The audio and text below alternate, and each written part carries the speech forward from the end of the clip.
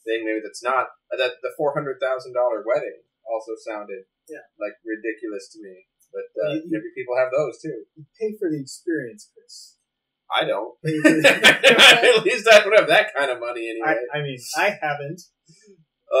So Lily comes clean about her recent purchase as well. Yeah. So $5,000 wedding dress? $8,000 wedding dress? So the $8,000 he saved on the suit is now, he's losing that too to this wedding dress that's going to need, some professional dry cleaning and some alterations to fix. I don't believe that the dress is ruined. Like, everybody's telling me like the dress is ruined. I'm sure that you could get that cleaned out with enough chemicals and you could get the thing, stitched up or whatever. Like, you could fix it. But I don't know, another $1,000 for that? Yeah.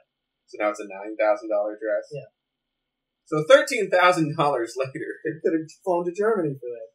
Ted sees Victoria off at the airport. This lovely goodbye at the airport scene.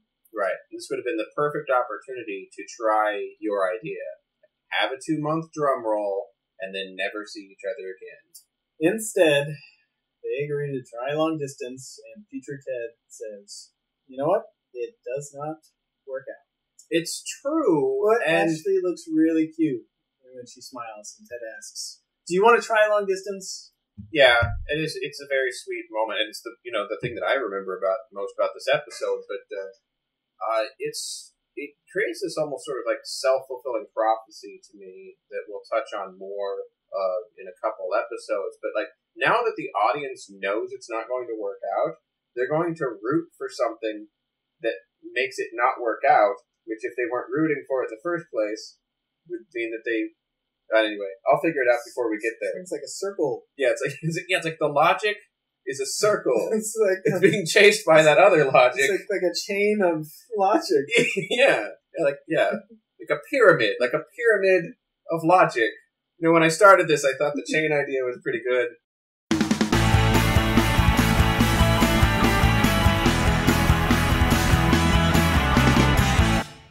So this is the last time corporeal, actual, real version of 2006 edition of Victoria appears in the series. Right, because the next time we see her in this season, she's just a figment of Ted's imagination.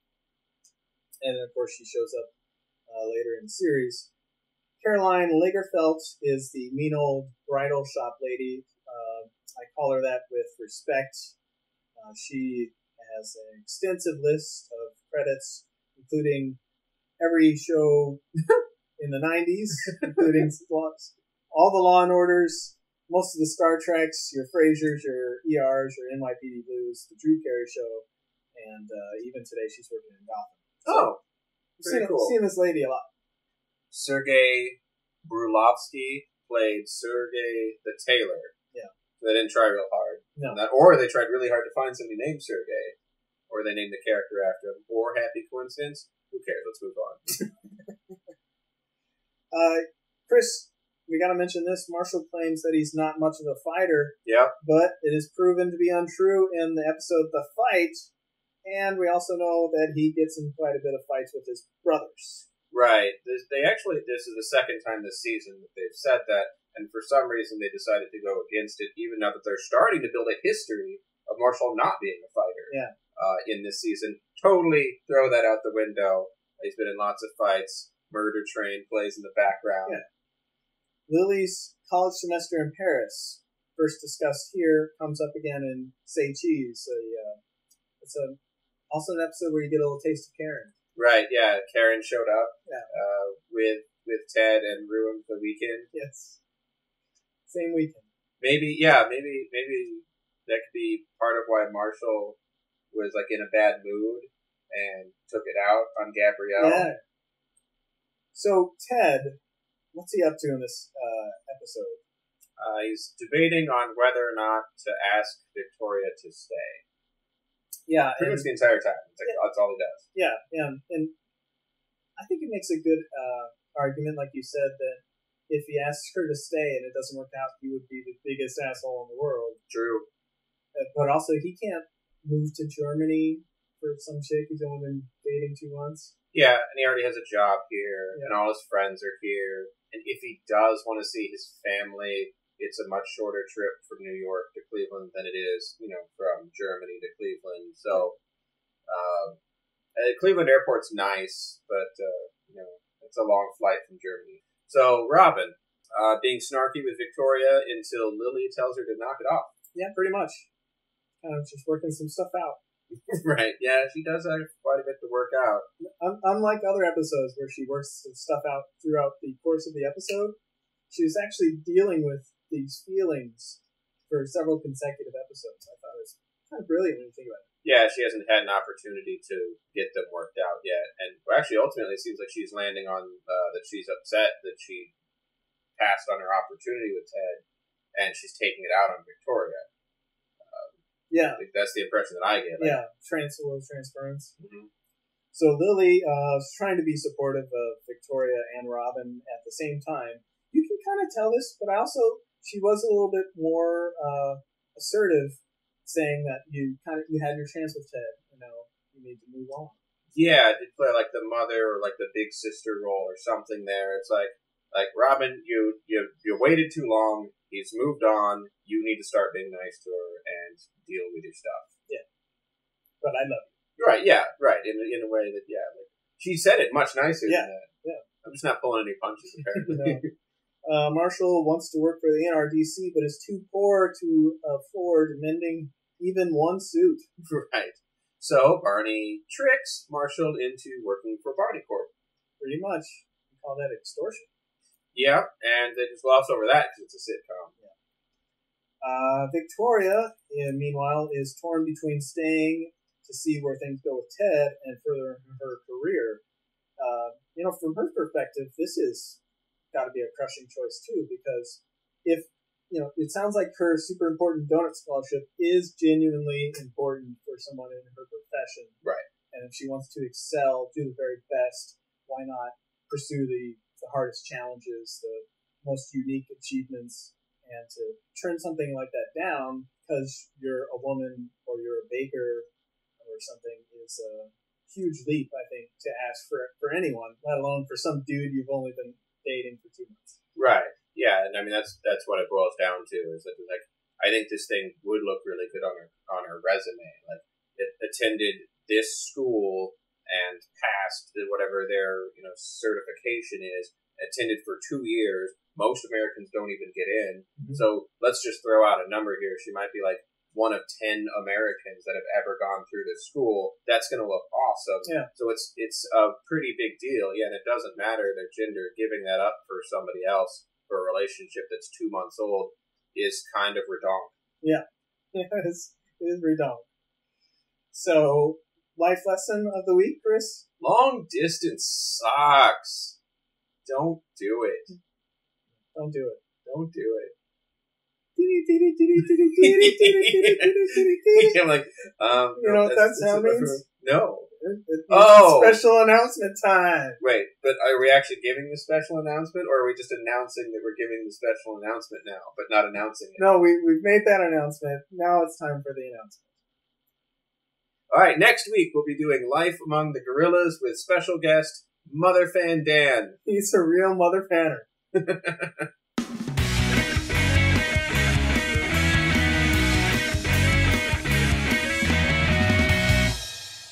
So how did you guys feel about this episode? You can tweet your angry thoughts at me at Himian_James on the Twitter. I feel like you've been really obsessed with Twitter lately. I've got a handle on it, Chris. I've got a handle on it. You don't. You're out of control. I have an intervention. I know exactly how much Twitter to do. So each week, James and I get so much out of discussing the episode. We really enjoy doing this, and we hope you enjoy it. We hope that you share it. Yes, please do. Please join our Facebook group. That's facebook.com/groups/HimianSuperfans. And join our Facebook community, please. Yeah, and if you like the show, the best way to help us out is to give us a 5-star rating on iTunes. You don't have to write a review. In fact, write a review of something more deserving, like the most expensive thing you've ever worn. And give us that 5 stars.